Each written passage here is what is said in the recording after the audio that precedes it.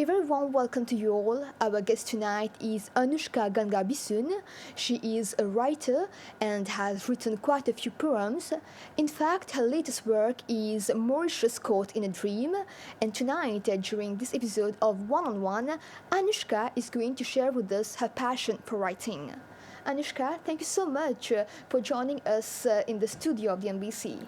Thank you for inviting me, Koyal.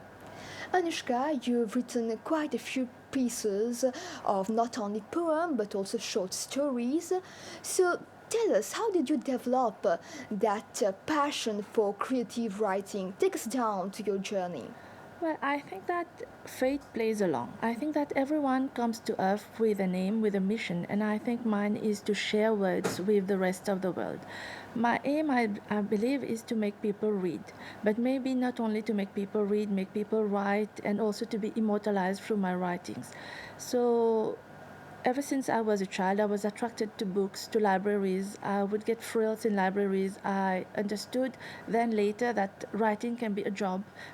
Books are made by people, and I wanted to do that as an adult. I wanted to make people get thrills through words, through books, through my imagination as well.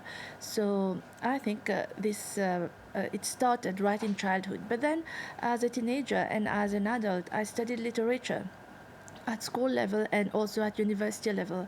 And when I studied the lives of the authors, the poets mostly, who lived misunderstood lives and who died without being glorified, but who became acclaimed after their death, I sort of nurtured the dream of being like them someday, of wanting to be like them. And I think the skies heard me, because fate gave me exactly what I wanted. And today I can only find joy in presenting words and books and poems and stories to the world. It's a way for you to convey your thoughts to others and influence their mind as well. Yes, I can connect to people through my words, and I believe that the universality of words, of poems, as you say, it binds people together. I can write about something, love, and you can share the same interpretation, you can share the same feeling for somebody else, and it all relates. Emotions and words are all related. I was coming to that actually. You've written more poems compared to prose or fiction. So, what pushed you to write in that style particularly? I became a poet by accident, actually. I have a diploma in freelance writing, and I studied stories, novellas. My aim was to write stories and novels. Okay. But I just tried poetry, and I found myself so totally immersed, so totally able to connect to it. Because poetry is, in fact, a deep show of emotion. And being a poet requires having a hypersensitivity to everything that surrounds us. It can be nature, it can be feelings of love, happiness, it can be feelings of hurt, pain, dishonesty, everything, but we just react in a very hypersensitive way to it. So one day, it was just by accident, I just tried it, and it started as fun, posting stuff on Facebook and getting nice commentaries from my friends, which pushed me to go to online literary journals and online poetry sites. And when I started to win poems, poetry competitions to be placed in online international anthologies, it gave me a sort of boost. Why not keep on doing at it? And why I continued with poems, actually, firstly because it contains some sort of brevity. I can capture several nuances of what I want to convey in a few stanzas or a few lines, but depicted as very deep metaphors, similes, imagery, whereas a story would require 5,000, 6,000 words, and people nowadays don't have time to read, whereas poems are very brief and people read it very fast. And what I like also about poetry is that they convey some sort of ambiguity. For example, I can write about a blue dress. It can be a blue dress, really, or it can be a memory for me. What happened when I wore a blue dress? It could be the color blue. It could be about femininity. It could be about anything. And what I like is that I have my meaning when I write something, but this meaning can be interpreted in however anyone wants to interpret it. I think a poem is also very open to interpretation. Yes. Everyone can view it in one way or the other. Yes. But you say that it's brief to read, but Yes. I think that it's also very complicated to write one, right? Not really. Compared to a short story. Well, if it comes as a free flow, maybe I won't find it difficult. Maybe for somebody else, they would tell you, yes, it is difficult. But for me, I believe my muse sets my mood, my inspiration, my creativity going, and I just write. Sometimes I just feel like writing and I don't know where the words come from. I just let my pen flow.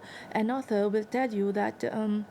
He just think of a theme, or maybe not even. He just lets the pen flow. He can create just a character, Rick, and Rick can be as his pen wants him to be. Like he can be a criminal, he can be a policeman, he can be whatever. But for me, the same thing. I just sit at my diary, at my table, or at my laptop, and I let the words bleed. There's no really any complicated stages in writing. The words just flow. Yeah, true.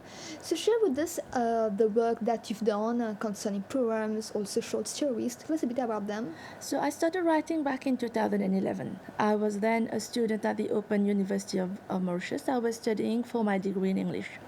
I experimented with writing, and that was how I first got my first poems going. After that, in 2013, I published my first collection of poems, which was Awakened Fancies. And then came Scattered Dandelions, came A Poet's Secrets, Mirrors of My Heart, and lastly, To My Muse. I was published both locally and internationally. And I also published a collection of short stories, Tales from This World and the Other Ones. I must say that my bestseller has been Tales from This World because there are hardly any copies left. And lastly, I published a novella, A Mystery in Love Island, which Love Island is Mauritius, depicted as Love Island for the feelings of peace, love, and brotherhood that we share. But I must say that writing is very time consuming. Exactly, please. I spent my weekends writing the short stories. I wrote on paper first, after that I typed, and then editing, friends helping, or you seek professional help. I must say, maybe being single gives me time to delve into this art with as much passion as I want to, like having no other thing to do.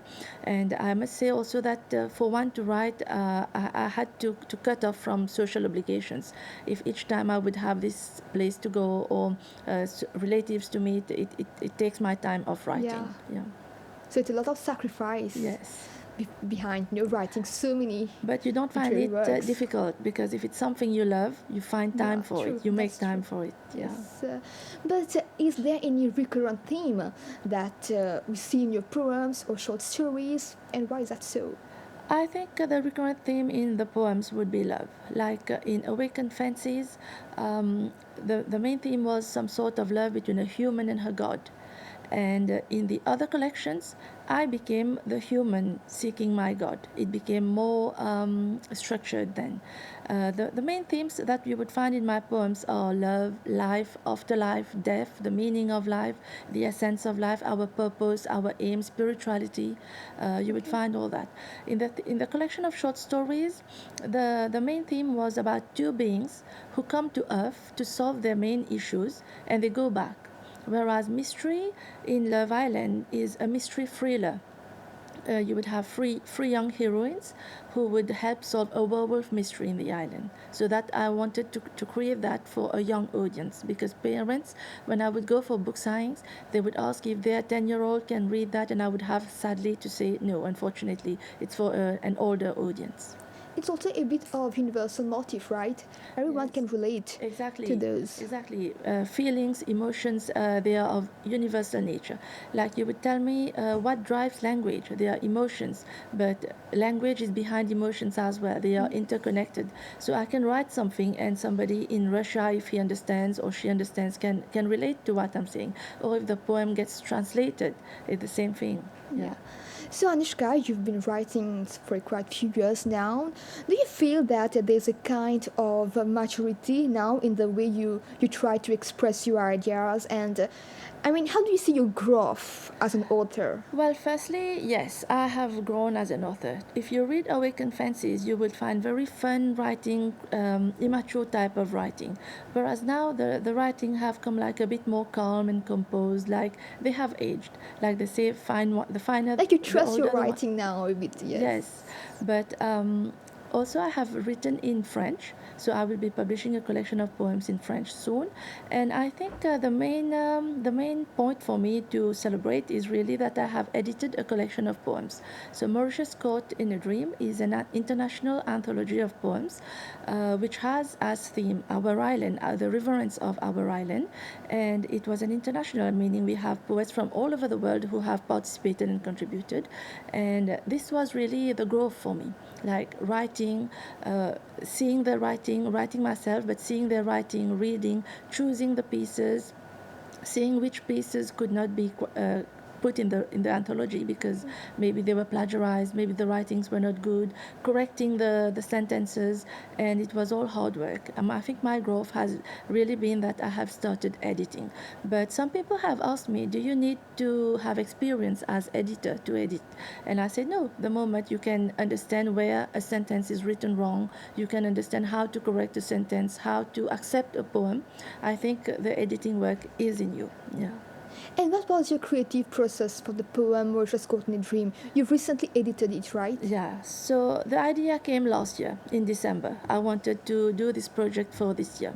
So I contacted a publisher in India which published To My Muse. It is Inkju Publications. And they are really a group of young, dynamic, and talented publishers and artists and authors as well. So they immediately accepted my project. It was an anthology. They have experience in compiling anthologies. So it was the first from Mauritius. And they designed the Google Forms. I just helped with the selection of poems and everything. They did everything. They designed the Google Forms. I sent out a call for poem submission. They helped me with the cover design. They helped me with the launching. They have helped me with everything. It has taken quite some time. It was hard work behind because the editing, the correcting was done from Mauritius to India. Sometimes we were not in the same time frame, or sometimes I have written about some corrections that needed to be done, but they were still not done. And it was a very tough Tough job. energy needed Yes. activity, but finally, now that it has been completed, I must say I'm proud, though I'm still waiting to have the printed copies brought to Mauritius. And how does this piece of writing fulfills your aspiration as a poet? Well, it gives me a boost, a startup as an editor.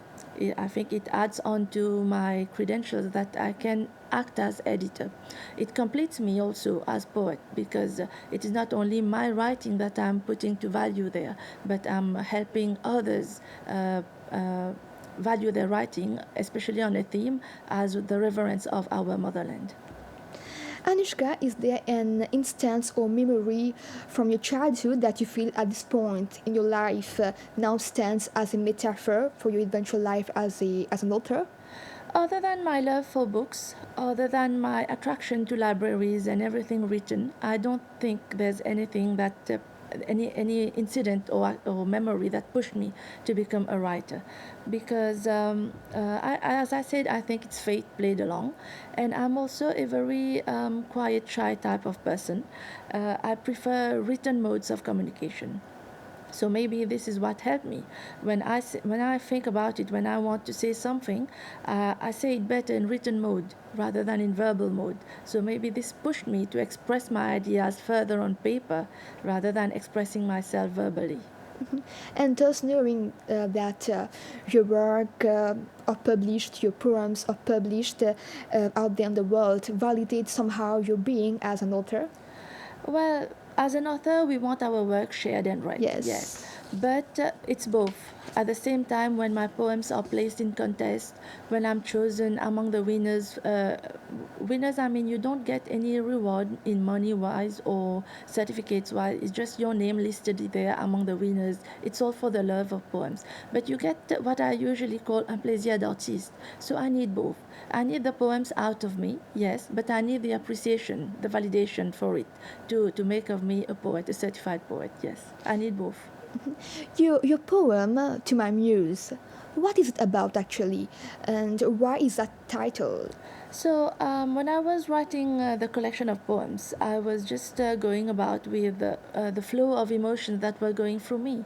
So it was about the themes that I have mentioned: life, love, death, purpose, etc. And I thought that of a title. What title would I give this? So I said, why not revere my muse? This poem, this collection is for my muse, and my muse could be a being of light, a celestial being, a being I don't know, but some sort of unknown power who drives my pen. So why not revere the muse through this collection of poems? And when I sent it to Inkju Publications in India, they liked it so much that they told me they will publish it as a gift for me, as traditional publisher. So it was all right. How much time did it take you to complete that work? It all depends. If I'm writing on an everyday basis, to complete a collection of 100 poems, it can be quite fast. But if I'm writing at the same time I have studies, at the same time I'm trying to work on a novella, I don't have any specific time frame. I can write and just forget about the time. I can spend 2 hours in writing, and when I look back, I wonder where did time go. Writing, when I'm immersed in it, it's when I let go really of everything else. I can forget about everything else. Yeah. So I don't really have a time frame when I say I need 1 year to complete a collection. It can be shorter or it can be longer. It's just a free flow. Anoucheka, you're a poet, and normally an author chooses words that aim to trigger memories to readers. The metaphors, tone, rhythm, simile have access to the reader's senses. So, how do you view the tight, intimate connection between language and reader as a teacher, but also as an author? Well, we need language and to communicate, definitely. But language is connected, deeply connected to emotions, and poetry conveys these emotions.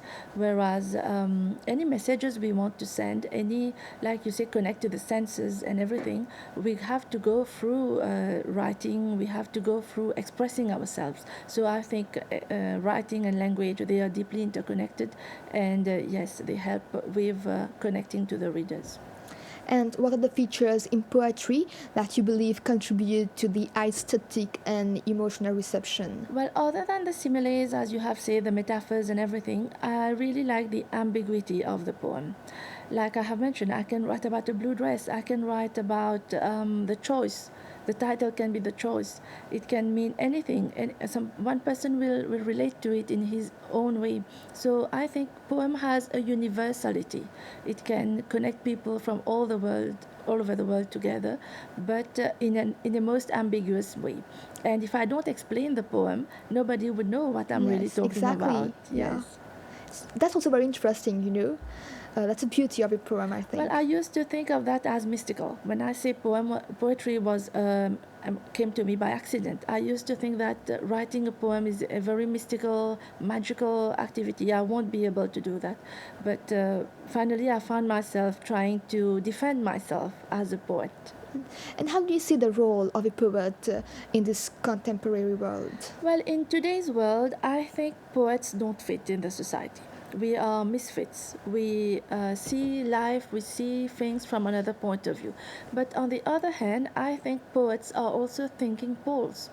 Poems can necessarily not be on love or anything else. It can be on matters such as crime, wars, poverty, and poets really, in fact, they reflect on things that the others don't really bother about. And poets, I think, they are also beings of light. They bring out compassion and empathy in others. When people will read their poetry, it might trigger some sort of thoughts or even emotions. So I think poets are beings of light, which can also encapsulate change in a society. They are being thinking poles. That's nice, yes. Yes. Anoucheka, you've published so many works, but I'm sure it wasn't so easy. So talk to us about the challenges that you've encountered while writing those pieces and even publishing them out there. Well, I am a woman poet, so the first thing that I would tell you, Koil, that I have experienced is the gender biased criticism. I have received criticism that were hurled at me simply because I'm a woman. The fact that a woman expresses her emotions as openly as I do is mainly because she's seeking attention. And the other criticism that I have received, is it really poetry? Whereas a man would write poetry. So is it really authenticated poetry? And the other difficulty that I have received, as all poets, all authors, is the financial constraints. How do you deal with the criticism then? I just make as if I didn't hear anything and I just go on my way. The other difficulties were the financial constraints and the marketing strategy, because when you stand at the table, you try to market your book, you have to talk to 50 people, and among the 50 people, only 3 will buy. So I think we have to value what we have in Mauritius as authors. We have to value our artists and have people more interested in what we are doing. Do you actually have any particular writer reader in your mind when you're writing? Sometimes, yes. Sometimes I write for an audience. Sometimes I write for a contest. So it depends on the theme of the poem, on what I want to write. But at the same time, it's a free flow. So I don't really think that I have to limit myself to this stanza has to be on this theme, this topic. It's just a free flow. It just comes naturally. And I've had some of my best poems for contest as being free-flowing words. But if it is for a contest, like the theme was Rest, Don't Quit, which is a poem which I will read to you later on. So I have to think in that line, in that term, so it is more structured. But I just think about it and the words just come naturally. It's not really complicated issue, and sometimes if I have to seek for how to say a word, the meaning of a word, or the thesaurus, the how to say a word in another way, so I go ahead with it. Do you think that it's important for the community of artists and writers to empower each other? I think it is important, yes. We have to create a collaborative community. We can empower each other, we can create network, we can allow our works to be marketed, we can support each other, we can give feedback, we can give support. I believe, yes, we have to do more for artists to meet and support each other. Maybe create a group, maybe via Facebook, via social media or something like that, yeah. So do you enjoy promoting the work and meeting the readers? Yes, it's very difficult. Even when when the readers don't buy or anything, it doesn't matter. But just talking about the book, seeing a spark of interest in the readers' eyes when they tell you later I will buy or something like that. But just meeting people and talking about the book, I enjoy it a lot. But it's very difficult to do when you go for book signings, standing alone, sitting alone, and having to talk to people, try to get them interested in what you do. It's something very difficult to do. But if you love what you do, you will keep on at it. Yes. And what are you currently working on, or what are your future projects? I'm trying to write in French now. So I have studied my degree in English, but I find French is quite a very beautiful language. So I'm trying to work on a collection of poems written in French. So we are actually drawing towards the end of this episode, but before that, Anoucheka, please read to us your favorite poem. So, sure, Koyal, I have chosen to read to you a poem I have written entitled Rest, Don't Quit, because when we are tired, we have to take pauses and not quit. So, what happens when the moon isn't up to her best? She takes a break, dozes for a while, and comes back shining brighter than she ever did. What happens when the ocean waves lose their energy? They lap at low tide, allow themselves some peace in their lonely expanse, merely to enjoy the view of the night sky. What happens when the day feels like she needs some time alone? She breaks into a yawn which gets transmitted to us all living creatures, and she slips into a delightful doze. But what happens when we humans feel like the boulders we carry on our shoulders have become too heavy for us? What happens when we glance at our fate lines and feel like we shall never make it to destination? Why, instead of following nature's example, we simply close our diaries, tear the stories up, and look out for other things to do, when all that is required is a well-deserved break, one potent enough to take our minds off our toils, have a sit back, breathe and relax before we can make our comeback. Pray, is existence not beautiful when we quit solely at the moment that we have been fated to? So beautiful, so lovely. Anoucheka, before we let you go, any advice you would like to share with the audience who are watching you to encourage them to keep pushing and keep believing in their dreams like you've done? So I would have words of advice to people who want to write or to young authors. I would tell them firstly to believe in their own voice. Like if they believe they have the drive to write, they want to do something, keep being at it. Secondly, read a lot. If they want to write, they have to read widely and have their work read and listen to feedback, criticism. If they are being told that they need to make these changes, this improvement, kindly go ahead with it. And also never back out when faced with rejections. If a publishing house has said that they don't want to publish their work or something like that, try another, improve their writing or write something else, but never give up. Thank you, Anoucheka. It was a delight to have you on the set tonight and discover more about your passion for writing. Thank you, Koya. Dear viewers, we have now come to the end of this episode. Thank you for your time. We hope to catch you next week at the same time, same channel. Have a great evening.